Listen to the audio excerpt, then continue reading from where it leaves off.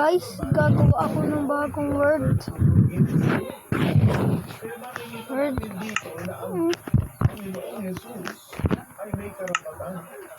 Gusto ko nang maglaro. Ng mga tao kahit hindi ang kasalanan ay ginawa ng tuwiran sa kanya. But in reality, all the sins Nag-Minecraft lang ako. Hindi ito yung totoong Minecraft. and now, yesterday and today, all of the sins 15 minutes lang ako mag-ano dito, upload. upload. And Jesus Christ as the Son of God, that the sins of every man was a sin against God, and he himself ang kauna-una ang sinabi ng Panginoon Jesus ay ano? Give them for they do not know what they do. Jesus Christ forgave sin. All of these attests without any equivocation or ambiguity. Jesus Christ forgave his God and his Son. It is by the prayer that we Kasi kaniga mo. Kaya siya. concerning the pre-existence of our Lord Jesus Christ. Let us pray. Father God, bless our hearts and our minds, especially now that we are celebrating and remembering the glorious birth of Jesus Christ, the only begotten Son, so that we can be saved from our sins. Bless our friends and our guests and everyone who is Abot ko rin ako. This is my prayer. Thank you so much, Pastor, for bringing us the light of God. His word. So, to all our dear friends, let the people be blessed and prosperous. Let us pause for the message anytime that you are good. Kung nais mo rin po na gustong malaman ang patungkol sa salita ng Diyos at patungkol sa ating Panginoon Jesus, you can also send His true name, just as is divine. A good Christian is also a good human being. We can't have just one at the expense of the other. Just as Jesus lived human life favorable to man and God, we must also endeavor to follow the same. A passage from Meditations for a Meaningful Christmas, written by Apostle Jonathan S. Medina. at ating pong napanood ang bahagi ng Meditations for a Meaningful Christmas, a sermon Hoy, Jungle Forest. from Apostle Jonathan S. Medina. Sa lahat po ng ating Nahanap ka ni Putol, kipadaw kayo. And we also have the same thing before Nahanap ka ni Putol. Oh, bakit ako na ito kung kaso? Bibitahin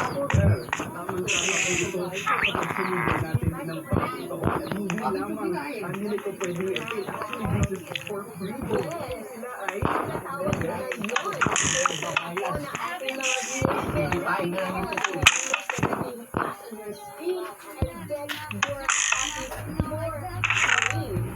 at nais namin kayong paalalahanan din na sa darating na January 17 and 18, 2026 ay gaganapin po ang Central Global Crusade, Saved, Healed, Delivered.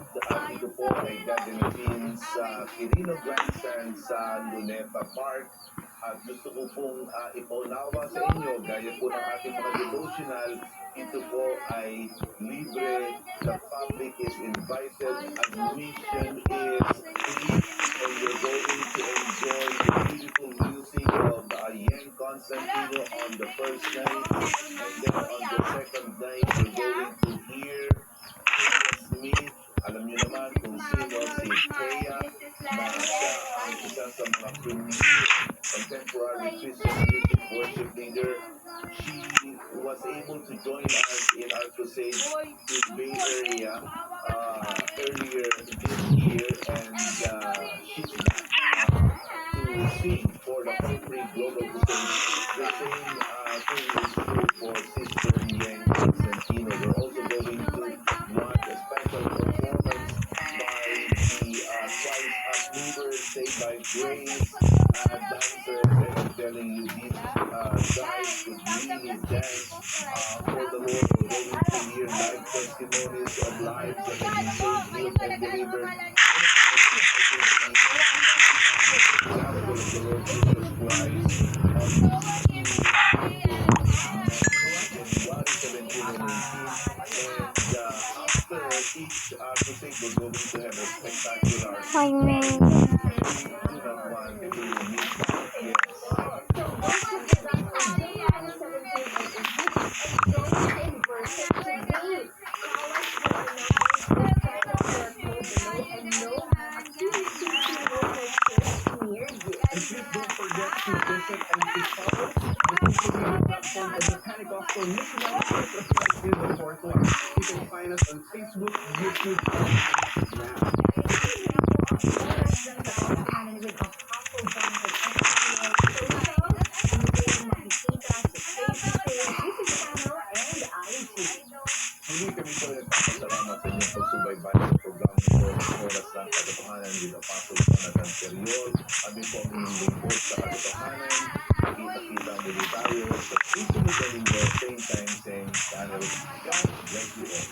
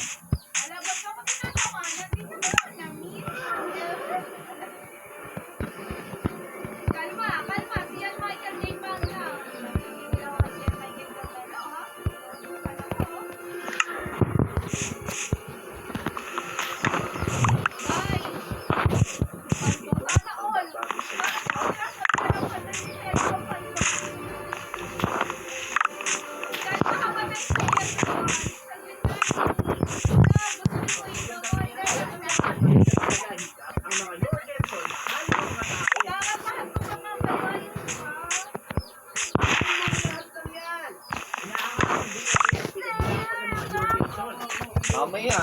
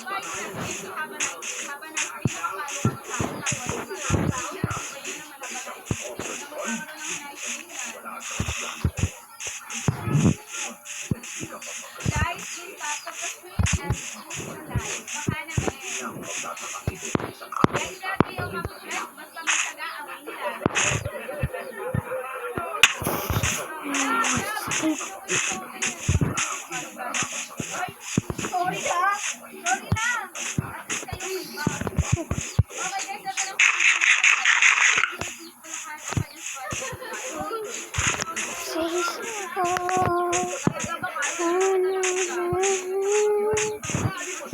15 minutes na tayo guys.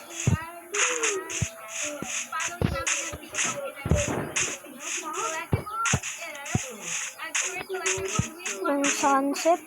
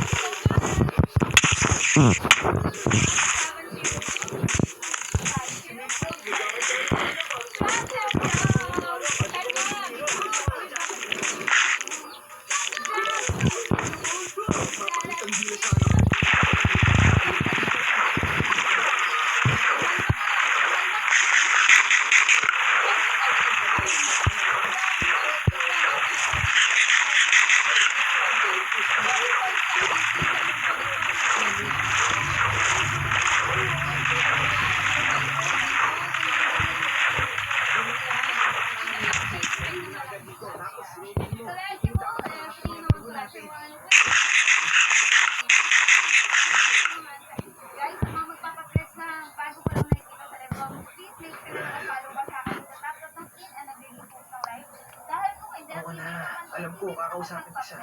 Pero sa ngayon, iniisip ko kaso yung mga kalaban para marami silang kaiba. Tsaka po, gusto rin yung palulunod. Sige, sana makatulong to. Nawa ko to dun sa baso. Baka hindi ko pinagmumulan ng mga batang may lason. Ano gano'n, parang, nakita mo mga mukha nila?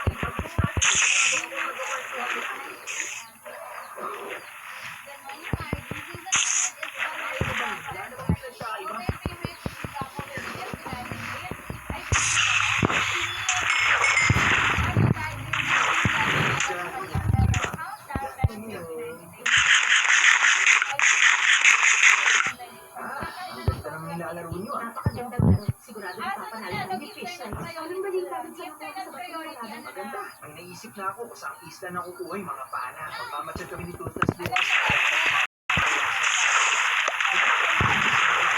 Alis na laro ko. Akala ko niyaya mo.